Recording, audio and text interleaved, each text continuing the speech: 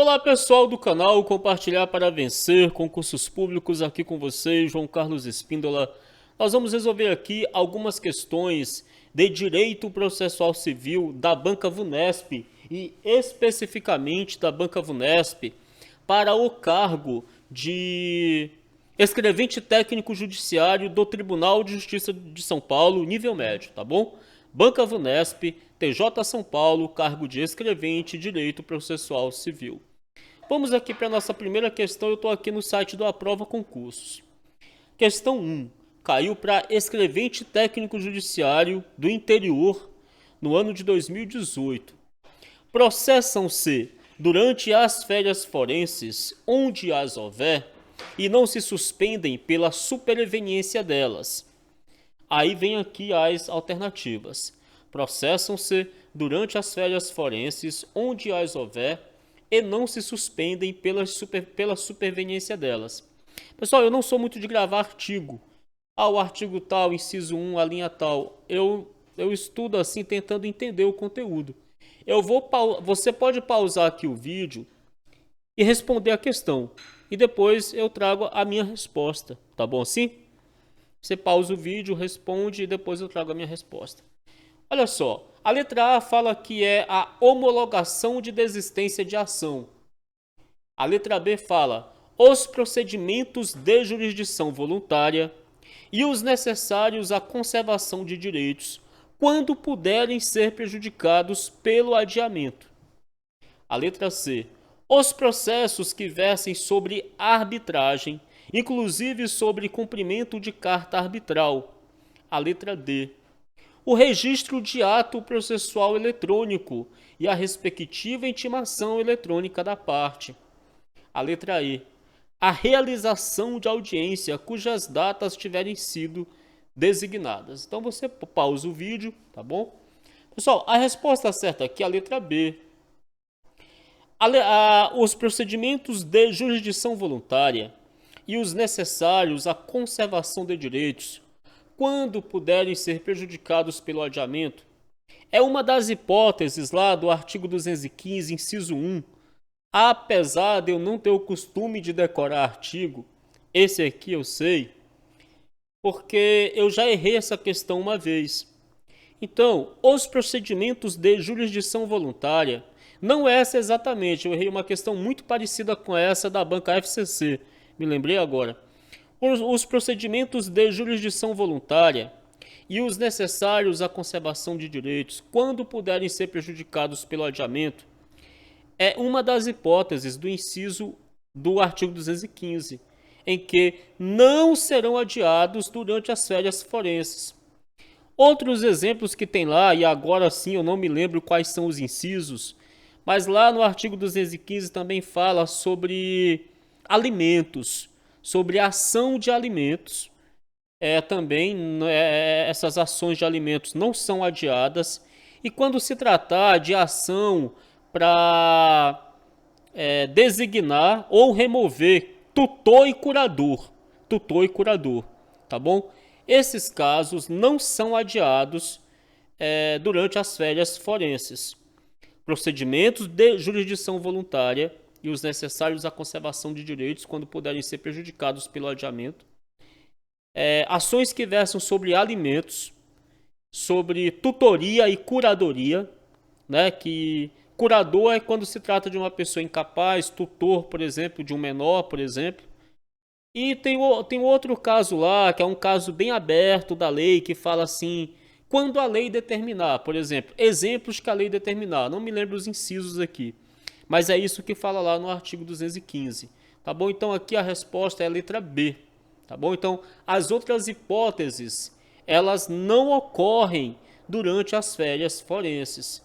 O que ocorre durante as férias forenses, elas estão detalhadas lá, taxadas no artigo 215. E aqueles casos que a lei determinar, que é algo mais aberto, beleza? Questão 2. Perdão, questão 2. Caiu também na VUNESP 2018, TJ São Paulo, escrevente técnico judiciário. Vamos lá. Incube ao escrivão ou ao chefe de secretaria.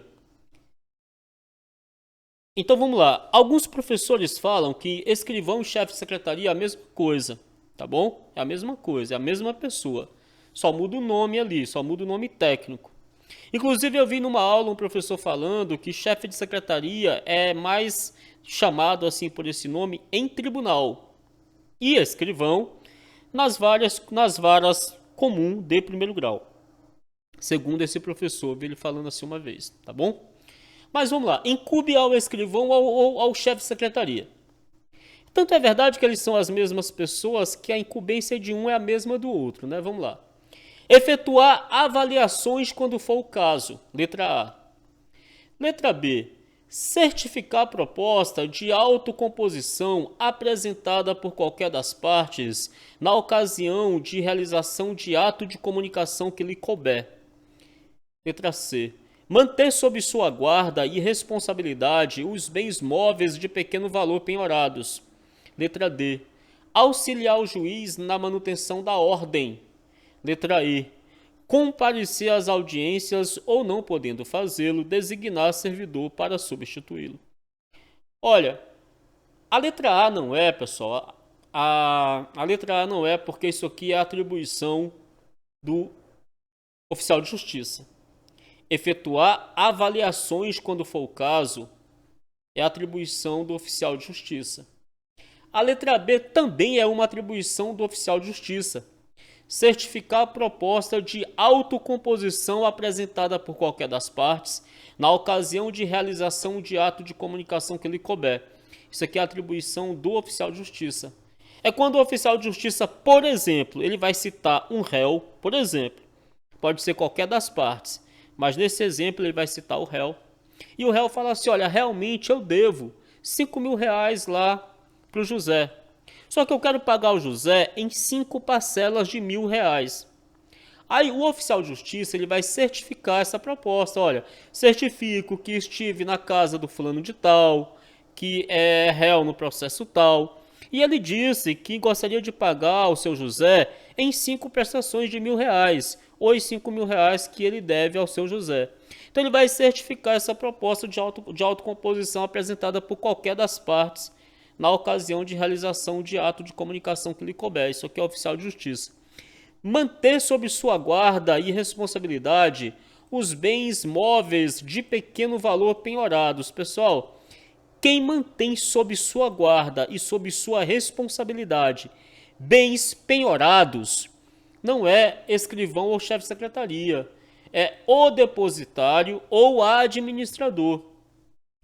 Para lembrar, por exemplo, do que seria mais ou menos um depositário, um administrador, eu costumo dar o exemplo para mim mesmo do pátio do Detran. Não que seja o melhor exemplo, eu sei que não é o melhor exemplo, né?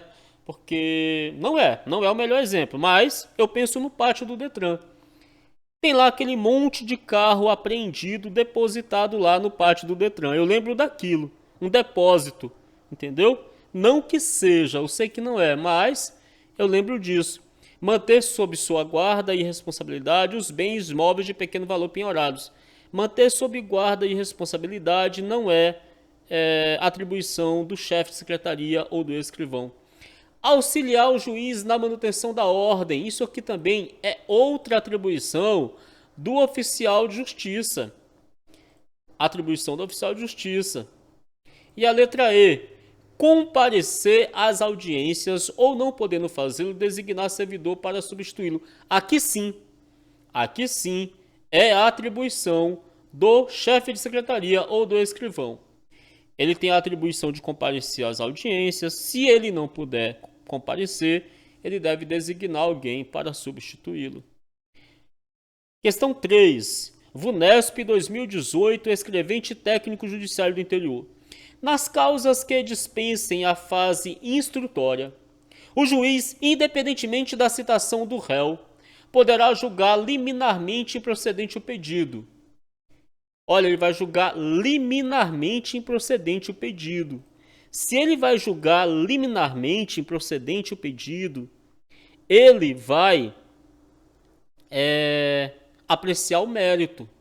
Porque ele vai julgar liminarmente improcedente o pedido. Ele vai apreciar o mérito e, apreciando o mérito, ele vai julgar liminarmente o pedido. Vamos lá. Que tiver petição inicial inepta. Não, aqui não é um caso de julgamento liminar improcedente do pedido.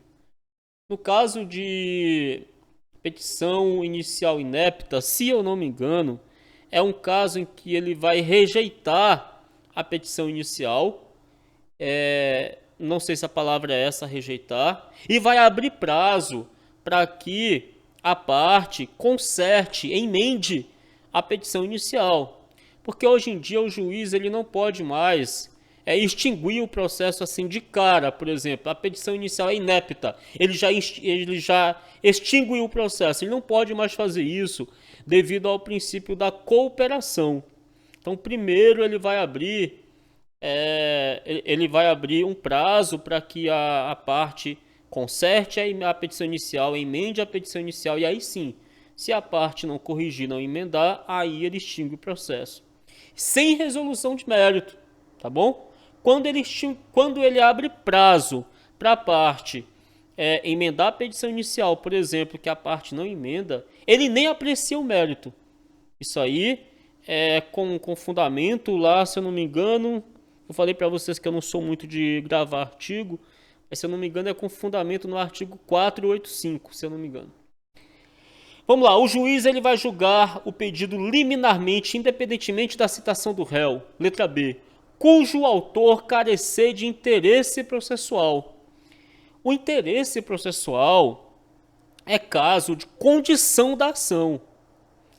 E nesse caso aqui também, o juiz ele não vai julgar o mérito da ação, ele vai rejeitar a ação.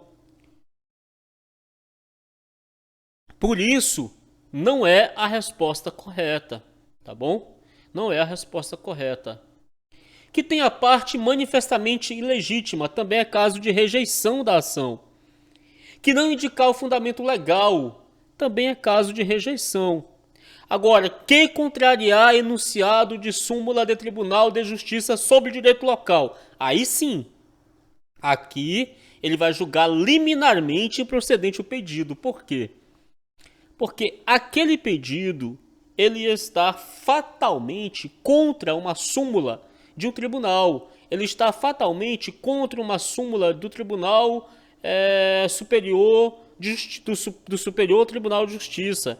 Ele está fatalmente contra uma súmula do STF, por exemplo. Aí sim, nesses casos ele vai julgar improcedente, vai julgar liminarmente improcedente o pedido. É a letra E. Deixa eu abrir aqui um comentário da Maiara Rabelo, só para que fique assim um comentário melhor, tá bom? Fora o caso abaixo, as demais alternativas são situações de indeferimento da inicial. Olha, o termo certo lá não é rejeição da inicial, é indeferimento. Capítulo 3 da improcedência liminar do pedido, artigo 332. Nas causas que dispensem a fase instrutória, o juiz, independentemente da citação do réu, julgará liminarmente improcedente o pedido que contrariar, inciso 1, enunciado de súmula do Supremo Tribunal Federal ou do Superior Tribunal de Justiça. Inciso 2, acórdão proferido pelo Supremo Tribunal Federal ou pelo Superior Tribunal de Justiça em julgamento de recursos repetitivos. Inciso 3, entendimento firmado em incidente de resolução de demandas repetitivas ou de assunção de competência. Inciso 4, enunciado de súmula de Tribunal de Justiça sobre direito local, que é exatamente lá o que traz na alternativa E. Por isso a resposta correta lá é a alternativa E, que contrariar enunciado de súmula de Tribunal de Justiça sobre direito local. Tá bom? Nós vamos... Próxima questão, questão 4. Também caiu para o Tribunal de Justiça de São Paulo para escrevente técnico judiciário do interior em 2018. Se a tutela for concedida nos casos em que a urgência for contemporânea à propositura da ação e a petição inicial limitar-se ao requerimento da tutela antecipada e à indicação do pedido de tutela final com a exposição da lide, do direito que se busca realizar e do perigo de dano ou do risco ao resultado útil do processo, e a decisão se tornar estável, o juiz deverá... Vou ler de novo essa questão. Questão sobre tutela provisória, essas são sempre questões difíceis. Se a tutela antecipada for concedida nos casos em que a urgência for contemporânea à propositura da ação e a petição inicial limitar-se ao requerimento da tutela antecipada e à indicação do pedido de tutela final, com a exposição da lide, do direito que se busca realizar e do perigo de dano ou do risco ao resultado útil do processo, e a decisão se tornar estável, o juiz deverá... Olha só, pessoal. Aqui é a letra C. Julgar extinto o processo. Eu vou explicar mais ou menos isso aqui. Tutela provisória é sempre um assunto difícil. A tutela provisória de urgência em caráter antecedente é aquela que é contemporânea à propositura da ação. É por isso que a questão fala aqui, olha, for contemporânea à propositura da ação. Se a tutela antecipada for concedida nos casos em que a urgência for contemporânea à propositura da ação, quer dizer, é a tutela de urgência de caráter antecedente. Ela é contemporânea à propositura da ação. Nesse caso, o autor, na petição inicial, ele vai se limitar ao requerimento da tutela. Ele vai dizer para o juiz assim, excelência, o que eu quero é isso aqui, olha. Aí ele vai indicar na petição inicial o pedido final que ele gostaria de ter caso aquela tutela não seja atendida. Que é aqui, olha. E a petição inicial limitasse ao requerimento da tutela antecipada e à indicação do pedido de tutela final. Quer dizer, ele vai falar assim, olha, o que eu quero urgente é isso, mas eu vou indicar o que eu quero aqui lá no final. Ele vai indicar. Com a exposição da lide, ele vai explicar ali resumidamente a lide. Porque aqui não é a petição inicial completa, propriamente dita. Não é isso. Aí ele vai explicar a lide, que ele busca realizar e ele vai mostrar para o juiz o perigo do dano ou o risco ao resultado útil do processo. Beleza. O perigo do dano e o risco ao resultado útil do processo a gente vê claramente no caso de uma cirurgia, que ou a pessoa faz aquela cirurgia ou ela morre. Ou seja, se for esperar todo o processo rolar, então você vê aí perigo de dano e você vê risco ao resultado útil do processo. Beleza. E a decisão se tornar estável. Pessoal, suponhamos que o juiz concedeu a tutela provisória. Ele concedeu a tutela provisória. A parte contrária não recorreu. Quando a parte contrária não recorre da tutela provisória de urgência de caráter antecedente, que é aquela contemporânea à propositura da ação, se a parte não recorre da concessão da tutela de urgência, essa tutela de urgência ela se torna estável, porque a parte não recorreu. Quando a parte não recorre, o juiz julga extinto o processo. Não quer dizer aqui que houve a formação de coisa julgada material, não significa isso. Até porque, em até 2 anos, a parte pode impugnar essa estabilização da tutela de urgência de caráter antecedente. Ela pode impugnar. A estabilização da tutela, ela não faz coisa julgada material. Ela não faz, tá bom? O que faz coisa julgada material, que eu solucei aqui, é a sentença, tá bom? Ou acórdão de tribunal, ou de câmaras de recursais. Tutela provisória não faz coisa julgada material, porque ela pode ser revista. Primeiro que a tutela provisória tem caráter precário, né? Segundo, ela pode ser revista a qualquer tempo justamente por ter caráter precário. Ela tem caráter provisório, o nome já diz, tutela provisória. Então a tutela provisória não faz coisa julgada material, mas ela pode se tornar estável. Ela se estabiliza porque a parte não recorreu. Quando a parte não recorre, o juiz ele julga o processo extinto. Por quê? Porque o processo, nesse caso, cumpriu a sua finalidade. Para que a parte entrou com aquela ação? para conseguir a tutela provisória de urgência de caráter antecedente. Se ela conseguiu e a parte contrária não recorreu, estabiliza-se a tutela se estabiliza e o juiz julga extinto o processo. Portanto, gabarito a letra C. Questão 5 agora. Diante do que prevê a lei que regulamenta o Juizado Especial da Fazenda Pública, é correto. O Juizado Especial da Fazenda Pública não é a Lei 9.099 de 95, tá bom? A Lei 9.099 de 95, essa lei aqui, ó, 9.099 de 95, é a Lei dos Juizados Especiais Cíveis. A Lei dos Juizados Especiais da Fazenda Pública é a Lei 12.153 de 2009. Diante do que prevê a lei que regulamenta o Juizado Especial da Fazenda Pública, é correto afirmar que os representantes judiciais dos réus presentes à audiência não poderão conciliar ou transigir. Letra A. Os representantes dos réus presentes à audiência não poderão conciliar ou transigir. Letra B. O pagamento de obrigação de pequeno valor deverá ser feito no prazo máximo de 90 dias, a contar da data da entrega da requisição do juiz. Letra C. Sendo o caso, haverá reexame necessário. Letra D. Da sentença caberá a apelação, não se admitindo agravo de instrumento por vedação legal. Letra E. O juiz poderá, de ofício, deferir providências cautelatórias e antecipatórias para evitar dano de difícil ou de incerta reparação. Então vocês podem pausar a questão, pausar o vídeo e responder. Lembrando que aqui no canal Compartilhar para Vencer tem a leitura completa da Lei 12.153 de 2009, tá bom? A letra A está errada. Os representantes judiciais dos réus presentes à audiência poderão sim conciliar, negociar e transigir. Poderão. Está errada.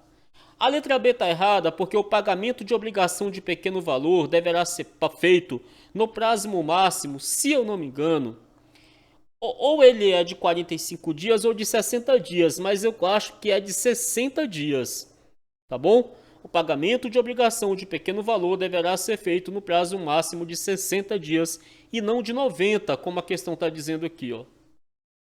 D. Sendo o caso, a letra C agora, a letra C. Sendo o caso, haverá reexame necessário. Não há reexame necessário dentro dos juizados especiais.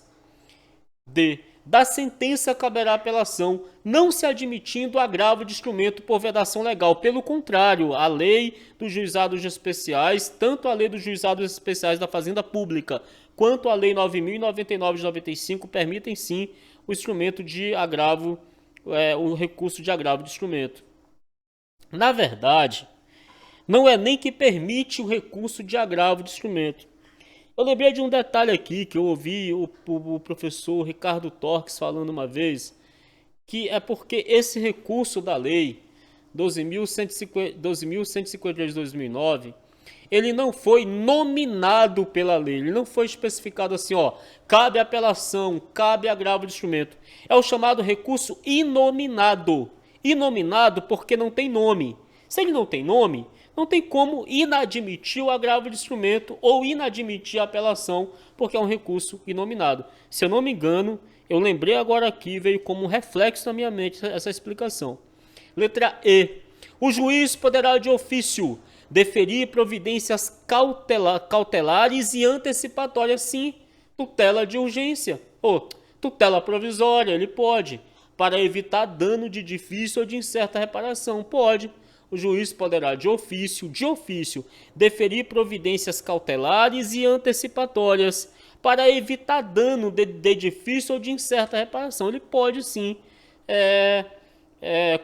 praticar o que consta aí na letra E, por isso o gabarito está correto. Questão 6. Serão admitidos a propoação perante o juizado civil regido pela lei número 9.099 de 95, aqui lei dos juizados cíveis especiais. Lei número 9.099 de 95, outra questão do TJ São Paulo, escrevente técnico interior. As sociedades de economia mista por serem pessoas de direito privado, é a letra A. A letra B, os insolventes civis ante sua hipossuficiência devidamente comprovada, é a letra B. A letra C, as pessoas jurídicas qualificadas como organização da sociedade civil de interesse público, são as OCIPs, né, aqui? Organização da Sociedade Civil de Interesse Público. Letra D. Os incapazes, devidamente representados por procuração ou por instrumento público. Letra E. As pessoas enquadradas como microempreendedores individuais, cujo empreendedor individual tenha renunciado ao direito próprio. E aí, pessoal? Essa questão a questão que está certa aqui é essa aqui, a letra C.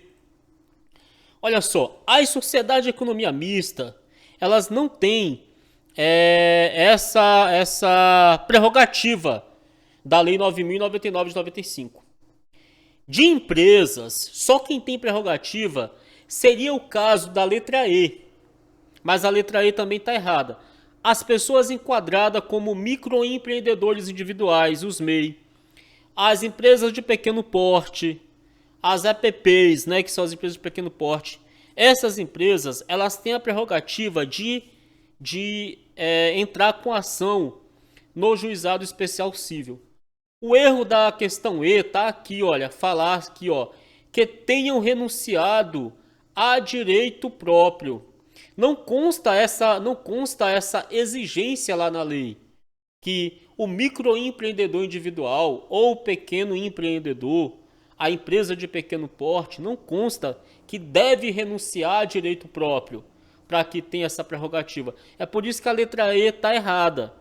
Mas de empresas, as que podem são essas, tá? E está errado ali porque falou que tem que renunciar a direito próprio. Por isso a alternativa correta é a C. As pessoas jurídicas qualificadas como organização da sociedade civil de interesse público. É uma exceção para a empresa. Essas entidades, essas pessoas jurídicas podem. Elas têm a prerrogativa. Agora, os insolventes também não podem entrar com ação no juizado especial civil. Os incapazes também não. Os incapazes também não. Por isso, é a letra C mesmo a resposta. Questão 7, ela caiu também para o Tribunal de Justiça de São Paulo em 2018 para escrevente técnico judiciário do interior. Com relação ao direito de recorrer, assinale a alternativa correta. Direito de recorrer. Vamos lá então. A renúncia ao direito de recorrer depende da aceitação da outra parte. A letra A. A letra B. A parte que aceitar tacitamente a decisão poderá recorrer, se ainda no prazo recursal. A letra C. Dos despachos, cabem os recursos de agravo de instrumento ou embargos de declaração. Dos despachos. Letra D. A desistência do recurso não impede a análise de questão cuja repercussão geral já tenha sido reconhecida. Letra E. O recorrente, para desistir do recurso, necessitará da anuência de seus litisconsortes. E aí, pessoal? Pessoal, a questão A está errada. A questão A está errada porque a renúncia ao direito de recorrer, ela independe da aceitação da outra parte. Ela independe. Por isso ela está errada. Pelo mesmo motivo está errada a letra E aqui embaixo. A letra E também está errada. Porque para desistir de um recurso, a parte ela não precisa da anuência, da autorização dos seus litisconsortes. Não precisa. A letra B. A parte que aceitar, letra B agora aqui, ó. A parte que aceitar tacitamente a decisão poderá recorrer. Não. Se a parte tacitamente aceita a decisão, ela não pode mais recorrer. Aceitar tacitamente a decisão seria, por exemplo, praticar um ato que corrobora a decisão. Seria um exemplo. Praticar um ato que corrobora a decisão. Se ela aceitou tacitamente a decisão, essa parte não pode mais recorrer, porque preclui o direito de recorrer. A letra C está errada porque dos despachos não cabe recurso algum, nem agravo de instrumento, nem apelação, nem recurso algum, porque despacho não tem caráter decisório. Com isso, nos sobra apenas a letra D, que é o gabarito. A desistência do recurso não impede a análise de questão cuja repercussão geral já tenha sido reconhecida. Vamos imaginar o seguinte: a parte entrou com um recurso e essa questão ela tem repercussão geral já reconhecida pelos tribunais superiores. E ela desistiu do recurso. Mas como aquele caso específico tem repercussão geral, quer dizer, tem efeito erga omnes, né, que é para todos, tem repercussão geral, então esse recurso vai ser analisado assim mesmo, porque a partir daquele recurso pode-se ter uma decisão de caráter geral, tá bom? Porque isso aí passa a ser questão de direito público, de direito geral, de direito social, de direito público. Por isso, a questão D é o gabarito. Questão 8. Essa questão aqui já caiu para o TJM, Tribunal de Justiça Militar do Estado de São Paulo. 2017, caiu para escrevente técnico judiciário, mas para o TJM. A Defensoria terá prazo em dobro para todas as suas manifestações processuais. Sim, essa questão aqui está certa, não era nem para mim falar assim, né? Sim, já, mas vamos lá. Já falei, tá certo. A Defensoria Pública terá prazo em dobro para todas as suas manifestações processuais. Sim, tá certo. Já adiantei o gabarito. As fundações de direito público terão prazo em quádruplo. Não.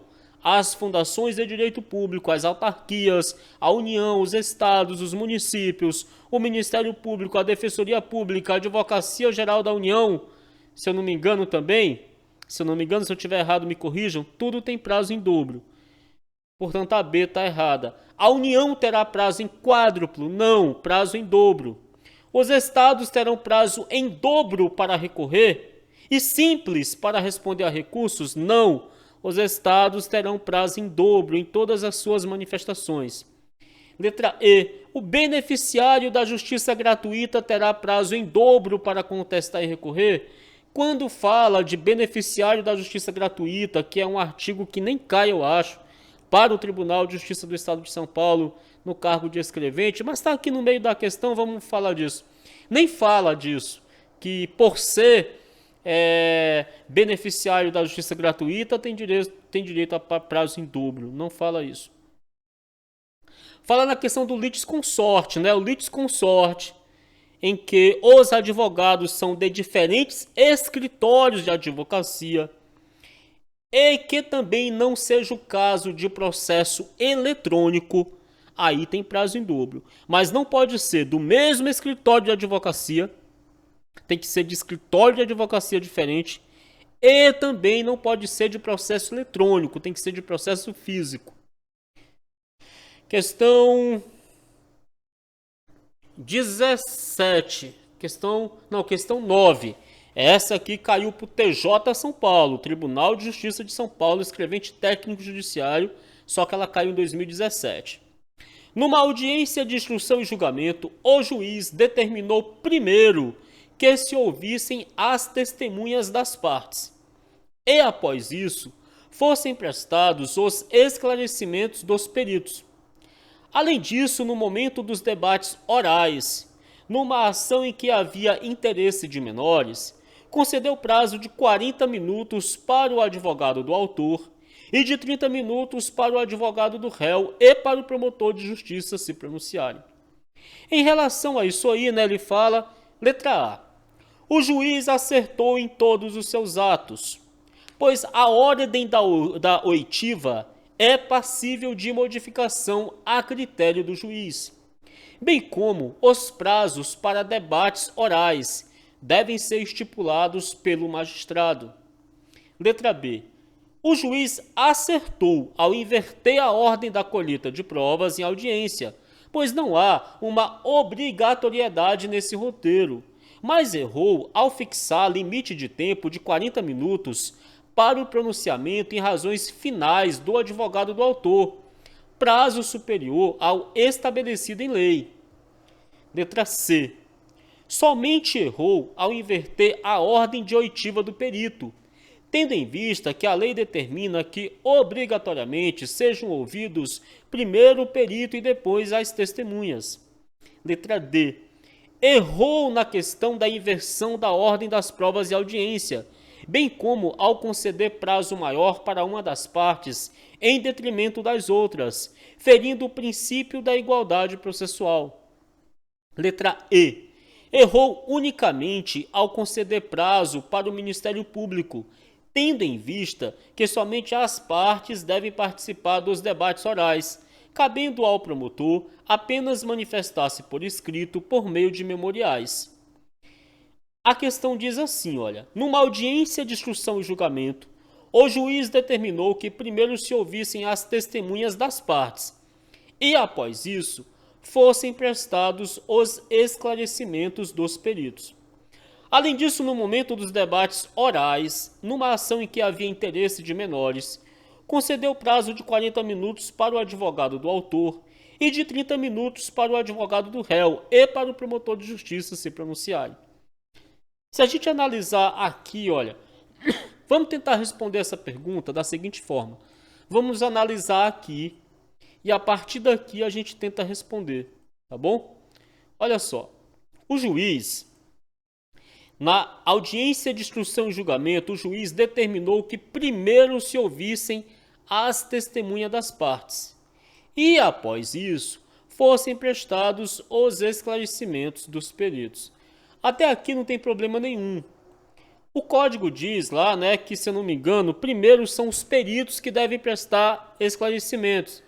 Depois as partes falam, mas o código ele não é assim taxativo dizer para o juiz, olha juiz, você é obrigado a fazer assim.